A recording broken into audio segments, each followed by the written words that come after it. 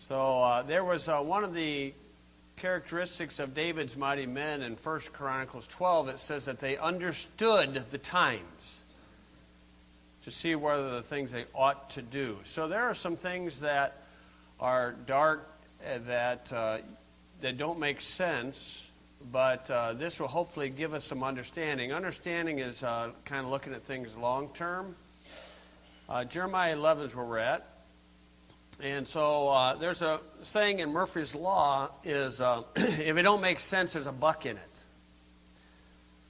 But if a lot of things don't make sense, if there's not a buck in it, there's something pretty dark involved with it. So I'm going to deal with the conspiracy of the Nicolaitans. Okay, Jeremiah 11 is where we're at. So it's going to be about some conspiracy things. We'll go ahead and pray first. Lord, I do pray you'd help us as we help us to be people that are knowledgeable about things. We do understand the dark side. We understand the opportunities that you've given us, and I pray you'd help us to see what's going on throughout the world, but yet also to see that you have a purpose for these things. I do pray you'd help us understand these things. In Jesus' name, amen. Okay, Jeremiah 11. Jeremiah was a prophet at the end of the nation of Judah's life when Babylon came in. So we're going to see some very similar things. I've been going through the reference Bible for the 4th edition. Well, the 4th edition I'm probably working on, maybe get printed this year. That'd be a red letter edition. And then a thought came to my mind about, what about when in the Old Testament we have, thus saith the Lord? For example, in Jeremiah 11, verse 6, then said the Lord unto me, and so what I'm doing on this, and this one's only going to be in PDF, where the word proclaim, that's going to be turned into blue. So you have a red letter edition for Jesus' words, blue letter for God in the Old Testament, Lord. And then on occasion you'll see the Holy Ghost, that's green. And then the angel of the Lord, that's orange. And so I'm putting that only in PDF because you can't really print that. So if a person wants a PDF file. So I've been going through Jeremiah of late. And there's some very interesting things that Jeremiah has. And I plan to go through some of the characteristics of the Jews prior to the destruction. And we'll see the same things in our country. But Jeremiah 11, verse 6, it says, then said the Lord unto me, proclaim all these words in the cities of Judah and in the streets of Jerusalem, saying, hear ye the words of this covenant and do them. Okay, we got to think of what he's been doing. Jeremiah was a loner, so he didn't have a congregation of people per se. Everybody was opposed to him. He's by himself. He wasn't married, so he could just get up and go to a city. So if you can think that there's a guy like that in northern Indiana, on the northern, just 1/4 of Indiana, and then he'd just go over to Cedar Lake, walk on the streets and yell some verses out. Then he'd go over to Hebron, get on the street corner, hold a sign, and yell some things out. Then he'd go down to DeMott or Rensselaer. Okay, and he just did that by himself. And that's what he's doing, Jeremiah. And he said this, for I earnestly protested unto your fathers in the day that I brought them out of the land of Egypt, even unto this day, rising early and protesting, saying, obey my voice. I've had a couple of people ask me that when I'm holding a Bible verse sign, and they said, what are you protesting? Well, really not protesting, but yeah, protesting against the Pope, I guess. Okay, but they've asked that question. So that's kind of what he's doing. Then he said, yea, they obeyed not. Now he's saying this to Judah.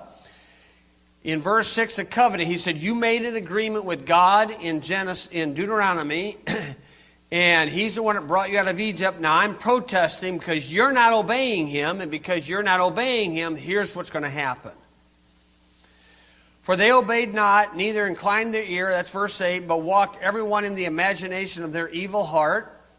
Therefore I will bring upon them all the words of this covenant. You'll read that in Deuteronomy 28. There's all those words there.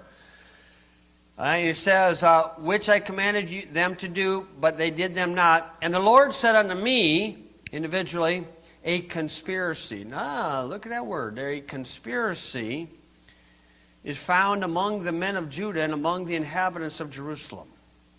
They are turned back to the iniquities of their forefathers, which refused to hear my words. And they went after other gods to serve them. The house of Israel and the house of Judah have broken my covenant, which I made with their fathers. Therefore, thus saith the Lord, behold, I will bring evil upon them, which they shall not be able to escape. And though they cry unto me, I will not hearken unto them, and then so forth. But notice in verse 9 the word conspiracy. Okay, there are characteristics of a conspiracy. Okay, the characteristics in law and in the Bible are defined the same, as the Bible is a legal document. And if you want to see the description of it, go to Acts 23, and I'll show a conspiracy in the Bible. Okay, the word conspiracy is found 10 times in the Bible. And a conspiracy is a secret plan by two or more people to do something unlawful or harmful. That's all that a conspiracy is. Okay, if you mention the word conspiracy on any talk radio, it doesn't matter, you will hear a click and a dial tone. As soon as you mention that word, that's what all of them do. Rush Limbaugh, all of them. Even the guy out in California, I forget his name, okay? Every time you bring up that word on any talk radio, conspiracy, click. Okay, why? Because they don't want to think of this. Acts 23, verse 11. Okay, this is Paul being getting ready to be extradited to Rome. Acts 23:11. And the night following, the Lord stood by him and said, be of good cheer, Paul, for as thou hast testified of me in Jerusalem, so must thou bear witness also at Rome. So he's going to a court proceedings, he's being extradited. And in that process, the angel, must be a real sadistic type, or the Lord, he said, oh, be of good cheer, have a good time. Free travel expenses. You're going to Rome. Okay, and then it says, and when it was day, certain of the Jews banded together and bound themselves under a curse, saying that they would neither eat nor drink till they had killed Paul. And they were more than 40 which had made this conspiracy. So 2 or more, so we got 40. They're agreeing what they're going to do. They want to murder somebody. So that's what a secret plan by 2 or more to do something unlawful or harmful. And then it came to the chief priests and the elders and said, we have bound ourselves under a great curse that we will eat nothing until we have slain Paul. I think 40 guys died of starvation if they kept their oath. Now therefore ye with the council signify to the chief captain that he might bring down unto you tomorrow, as though you would inquire something more perfectly concerning him, and we are ever he come near, are ready to kill him. Okay, so the conspiracy met with the legal entities and said, if you do this at this time, you bring Paul at this time, then one of us 40 or all of us, we're going to get him. Okay, and when Paul's sister's son, so his niece, heard of their lying in wait, she got this secret plan, heard about it, because they probably told her, there's a little girl over there, and I'll forget it, she don't know what's going on. He went and entered into the castle and told, nephew. He went in and entered into the castle and told Paul. Then Paul called one of the centurions unto him and said, bring this young man unto the chief captain, for he had a certain thing to tell him. So he doesn't know who's in part of this conspiracy.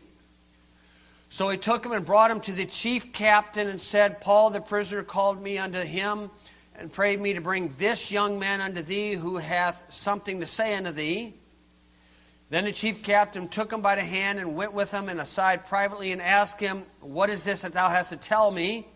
And he said, the Jews have agreed to desire thee that thou wouldest bring down Paul tomorrow into the council, as though they would inquire somewhat of him more perfectly, but do not thou yield unto them, for there lie in wait for him of them more than 40 men, which have bound themselves with an oath, that they will neither eat nor drink till they have killed him, and now are they ready, looking for a promise from thee. So, and then when you read through there, you'll see what the chief captain did.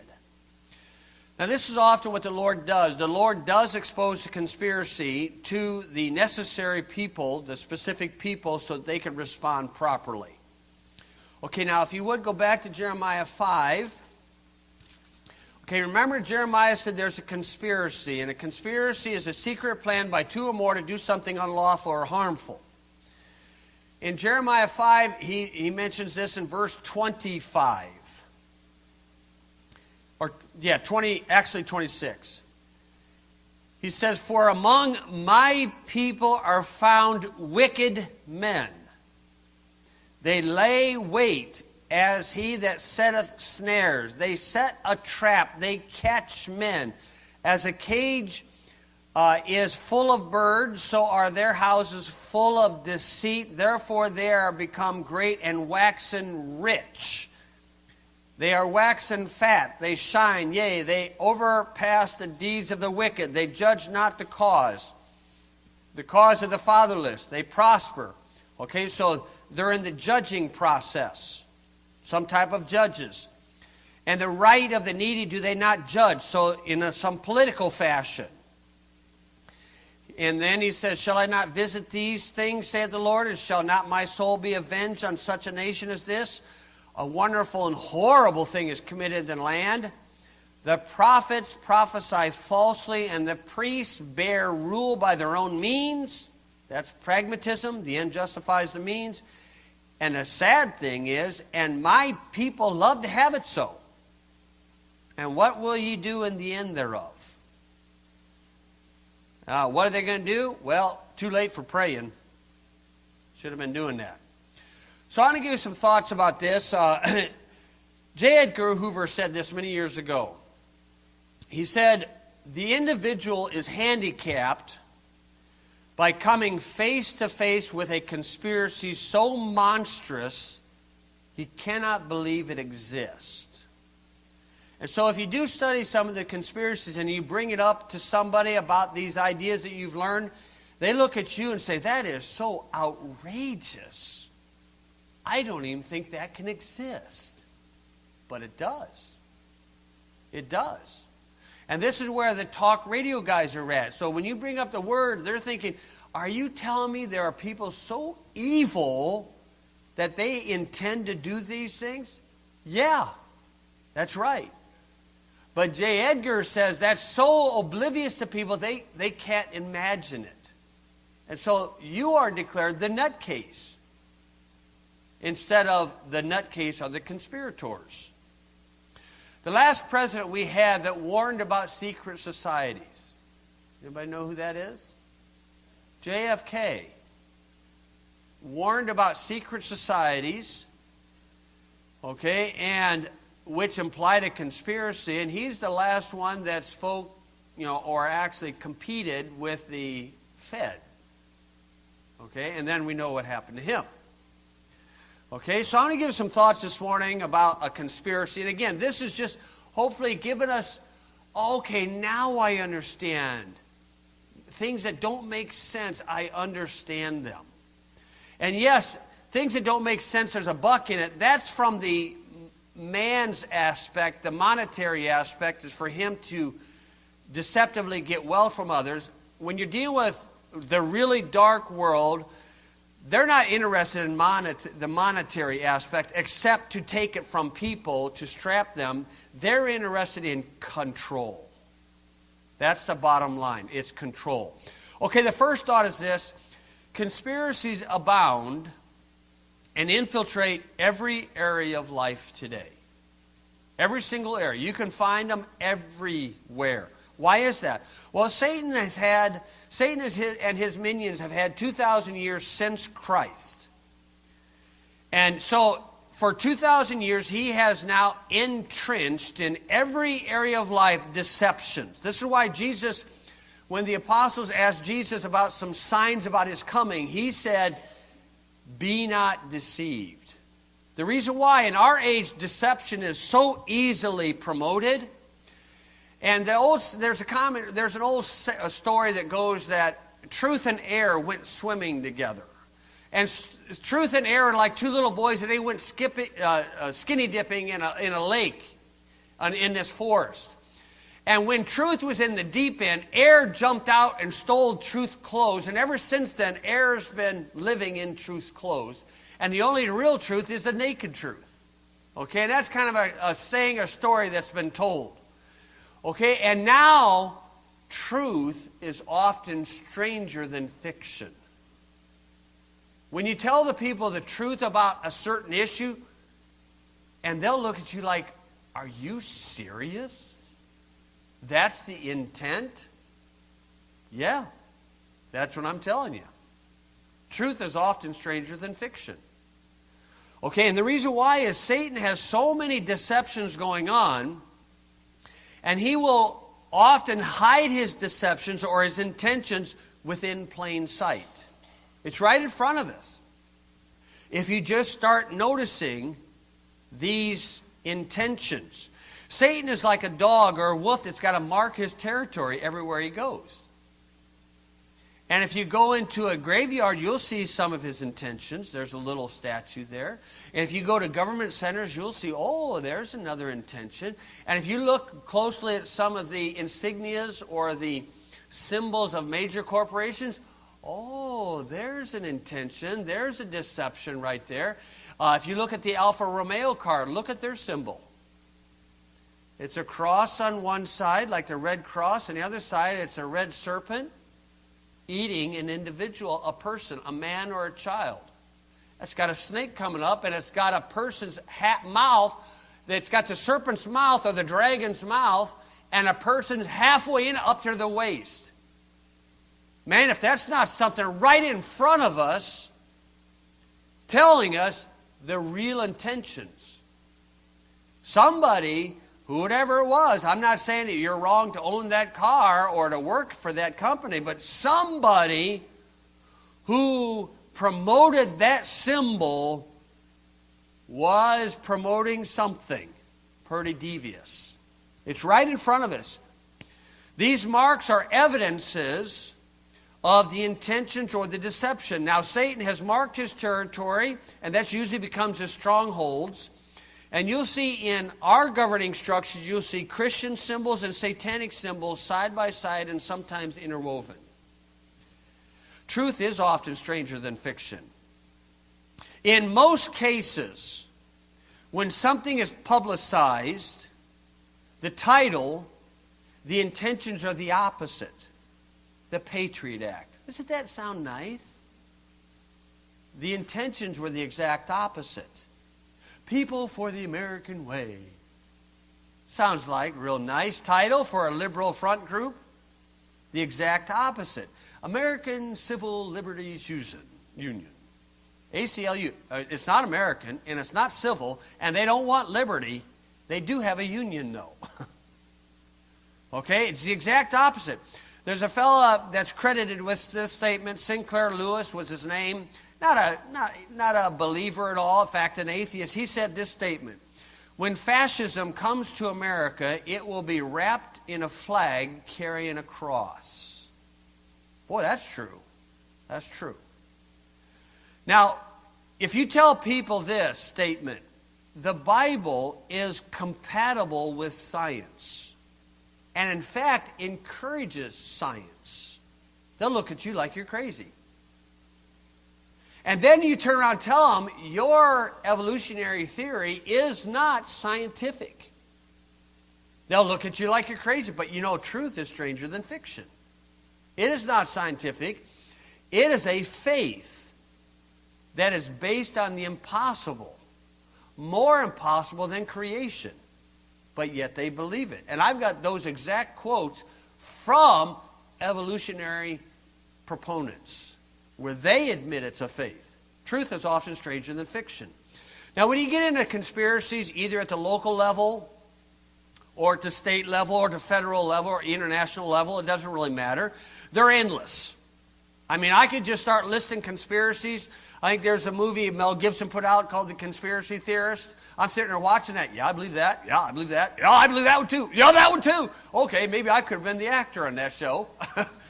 Okay, but you've got the Club of Rome, you've got the Illuminati, you've got the Jesuits, you've got the Freemasons, you've got the Rothschilds. David Rockefeller. David Rockefeller, let's take a quote from that man. Here's what he said. Some even believe that we are part of a secret cabal, working against the best interest of the United States, characterizing my family, Rockefellers, and me as internationalists, and of conspiring with others around the world to build a more integrated global political economic structure, one world, if you will. If that's the charge, I stand guilty and I am proud of it. Whoa, that's quite an admission by Rockefeller. He's not hiding it, is he? He's proud of it. He's arrogant of it. I mean, the news industry, the fake news industry, the MSNBC, Mika Brzezinski said this, very upset. Trump is trying to undermine the media by tweeting. He could have undermined the messaging so much that he can actually control exactly what people think. And that is our job. Whoa! She had the arrogance to say that. I mean, the conspiracies are endless. You can go in the medical world, the AMA. We have Morris scheduled for late May. Morris Hartman. He had a young lady come into his office with her mother, and the mother was a former wife of a medical doctor who was part of the upper echelon of the AMA. And that lady told Morris a story that she went to a meeting with her husband at a national AMA meeting. And at that meeting, because he kept begging her to come, and so she finally went, she actually sat in one of the meetings. And that meeting, lo and behold, was the meeting that they took an annual vote on cancer. Medical doctors. The vote was, are we going to let people know the cure for cancer this year? The vote has been unanimous every time they brought it up, and the answer is no. She sat there astounded. Went to the motel room, husband comes home, and she says, I can't believe what I heard. We've got relatives that died from cancer, and you know there's a cure? He said, yeah. I don't know if I can live with a man that knows that. She divorced him 2 months later. Yeah, that's the AMA. Cancer is too big of a moneymaker. As all the other things, that's the conspiracy. You say, are they that evil? Yeah. The NEA is the conspirators above the public education. A lot of good public school teachers that don't like the NEA, but that's the conspiracy. In the space program, it's NASA. In health and in safety, it's FEMA. Yeah, that's a conspiracy. In the monetary world, the monopoly is the Fed. Yeah, that's a conspiracy. In the entertainment world, it's Hollywood. That's a conspiracy. In the gaming world of the young people, it's not, their intention is not to entertain you and I. The gaming is not just, that's a sidebar entertainment. The intention is control. That's the conspiracy of it. Okay? In the race world, the apostate Jews or fake Jews, yeah, that's a conspiracy. Now, these are endless. These are endless. And a person can go, you can be paranoid on these things. You see, the thing about conspiracy truth is somewhere between paranoid and denial. I've been on both ends. Paranoid and denial. Somewhere in that is the truth of a conspiracy. And a person needs to study it and find out. But yet don't waste a lot of time. Don't waste a lot of time, chasing these things. Because then we've overreacted. Because God has a purpose. Now beware of the main conspiracy. This one you need to beware of. The main conspiracy against the believer. And there's one main one, big one. Okay, Ezekiel came up with the plan of the Old Testament. Ezekiel chapter 22. The big conspiracy undercutting the church was foretold by Ezekiel in Ezekiel 22, and then it had gotten entrenched in the church of Ephesus and Pergamos in Revelation 2. We'll get into that one. Ezekiel 22, verse 23, the word of the Lord came unto me, saying, Son of man, say unto her, Thou art the land that is not clean, nor rained upon in the day of indignation. There is a conspiracy of her prophets, notice it's religious, in the midst thereof, like a roaring lion, ravening the prey. They have devoured souls. They have taken the treasure and precious things. They have made her many widows in the midst thereof. Her priest. Okay, now we got prophets and priests in this conspiracy. They have violated my law and have profaned my holy things. They have put no difference between the King James Bible and the NIV. Oh, I'm sorry. It says holy and profane. I applied it instead of reading it. They have put no difference between the spiritual hymns in our hymn book and the contemporary music. That's applying it. No difference. Between the holy and profane, neither have they showed difference between the unclean and the clean. And have hid their eyes from my Sabbaths, that's Jewish, and I am profane among them. Her princes, okay, so it went from religion, prophets, verse 25, priests, verse 26, princes, political. It went from religious to political. Her princes in the midst thereof are like wolves ravening the prey. They shed blood to destroy souls, to get dishonest gain. Her prophets have dabbed them with untempered mortar, seeing vanity, divining lies unto them, saying, Thus saith the Lord God, when the Lord hath not spoken. So they'll say, the Bible says, and then they won't quote a Bible. They'll make a generic statement. Okay, so that's what's going on. The people of the land have used oppression and exercised robbery. So that's like the looters. The looters, when you have some national thing. And have vexed the poor and needy. Yea, they have oppressed the stranger wrongfully. And I sought for a man among them that would make up the hedge and stand in the gap before me for the land, that I should not destroy it, but I found none. So, in that midst of that, God said, I'm looking for a guy to stand up against this. A man to stand in the hedge. Okay, now in the New Testament, Revelation chapter 2, verse 6 and 15, you take a look at it. This main conspiracy is against the believer. This is the one you and I really need to know about. This had gotten entrenched within the church in Revelation 2 verse 6, and it's called there the deeds of the Nicolaitans.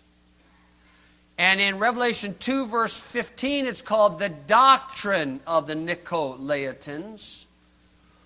Okay, and so the word Nicolaitan, a lot of times a person's name has a meaning. Okay, Nicolaitan. You can pretty much get it. Laity or laity, Nico, to conquer. This is where you get the mentality of a clergy and laity. Clergy and laity. Now, in this case, it's on the dark side of the clergy and laity. It's the clergy conquering the laity, subjecting the laity under their control.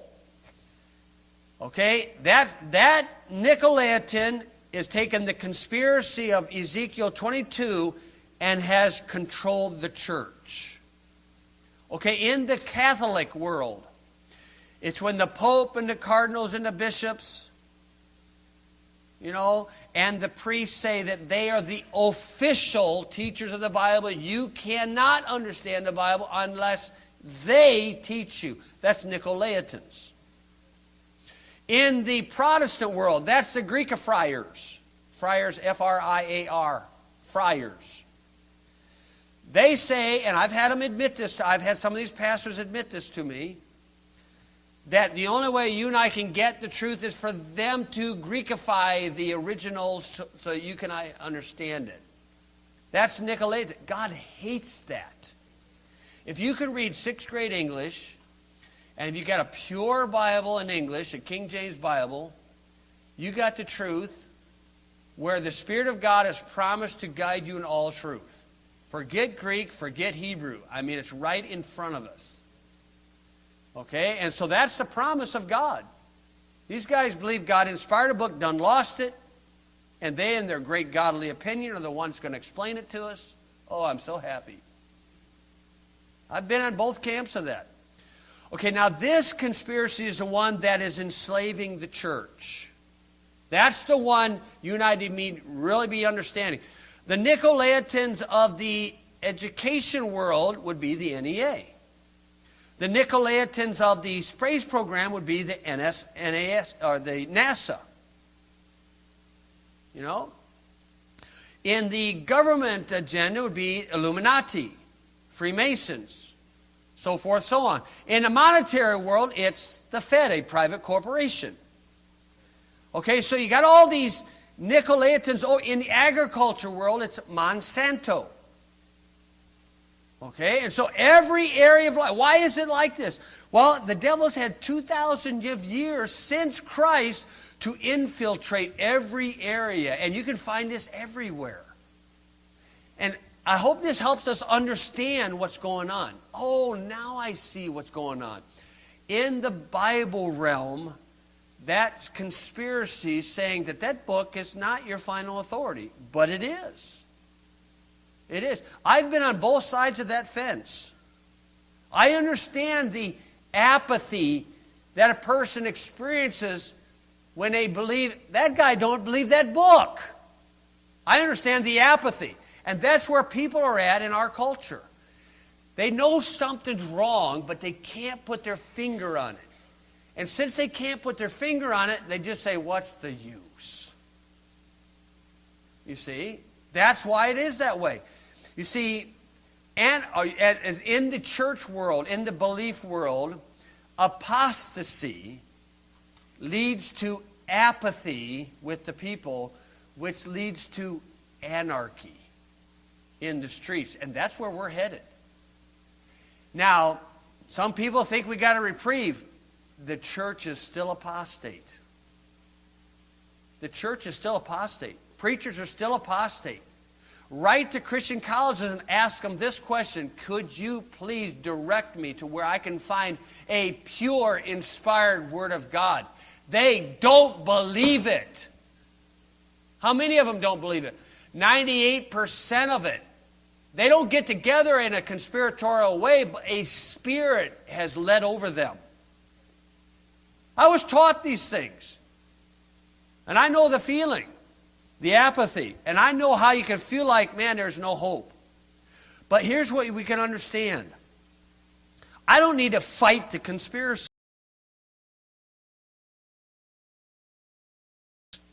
You don't want to get sidetracked.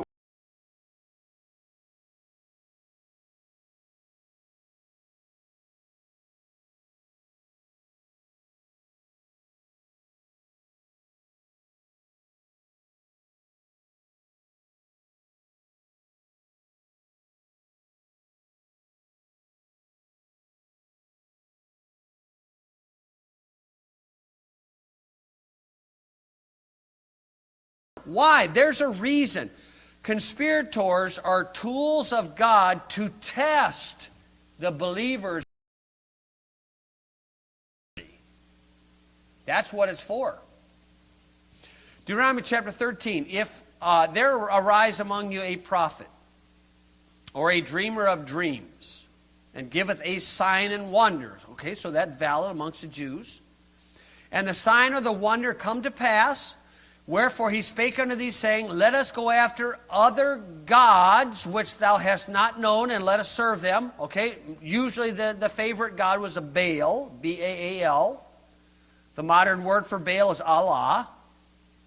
Okay, Baal's symbol would be the obelisk. You see it at cemeteries. You'll see it at the Washington Monument. That's Baal's symbol. Or the sunburst. That's Baal's symbol. Okay? And so that's what he's telling. Now, why does God allow this? Verse 3, thou shalt not hearken unto the words of that prophet or that dreamer of dreams, for the Lord your God proveth you, to know whether ye love the Lord your God with all your heart, with all your soul. You ever deal with somebody that knows these conspiracies and that's all they want to talk about, and then if you try to shift it to the Lord, they don't want to talk about Him? They're in the same ballpark as the conspirators. That's where they're going to go to the same place and live eternity with them. You see, if you're not interested in the Lord, who cares if you know about these things? You got to bring it back to God. God has a purpose for these things.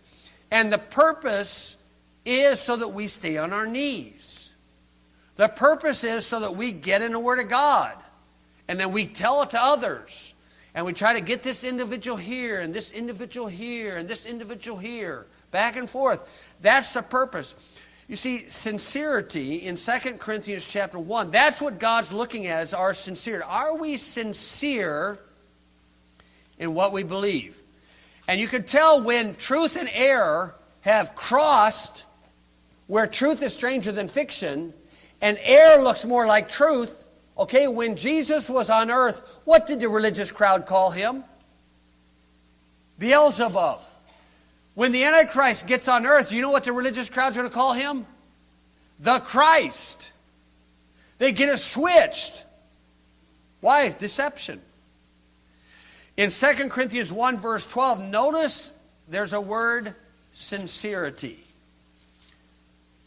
For our rejoicing is this, the testimony of our conscience, that in simplicity and godly sincerity. Go to the next chapter, chapter 2, verse 17. For we are not as many which corrupt the word of God. That verse is changed in every new Bible.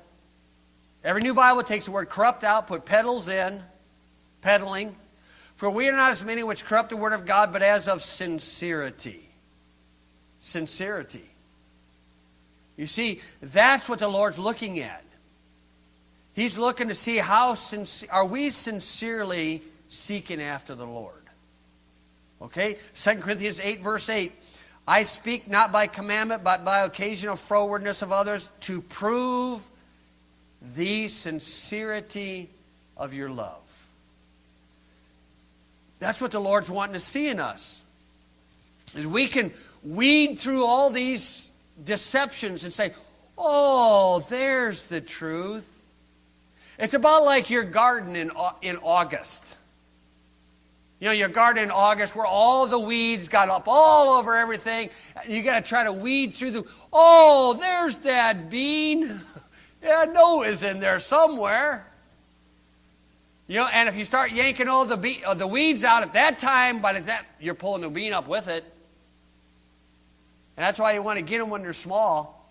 Philippians chapter 1, verse 9, he says, and this I pray, that your love may abound yet more and more in knowledge and in all judgment. Love for who? Love for the Lord. That ye may approve things that are excellent, that ye may be sincere and without offense until the day of Christ. But see, now if a person focuses on the obstacle, the conspiracy, and that's all you think about, 2 Timothy 1:7 will say, we are not under the spirit of fear, but of love and of a sound mind.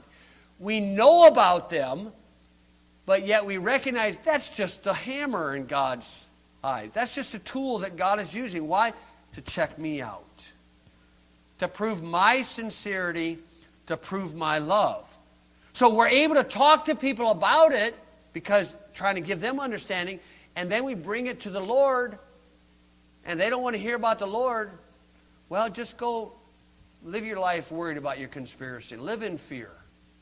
where you can live above that. That's the glorious thing about God Almighty. He's got a plan. And all you got to do is read that last chapter and you see he's winning. He's going to win, man. He's going to win. Okay, we'll stop there and pray. Lord, I do thank you for your words that you've given us. I do pray and ask that you'd help us, the people that do understand the signs of the times.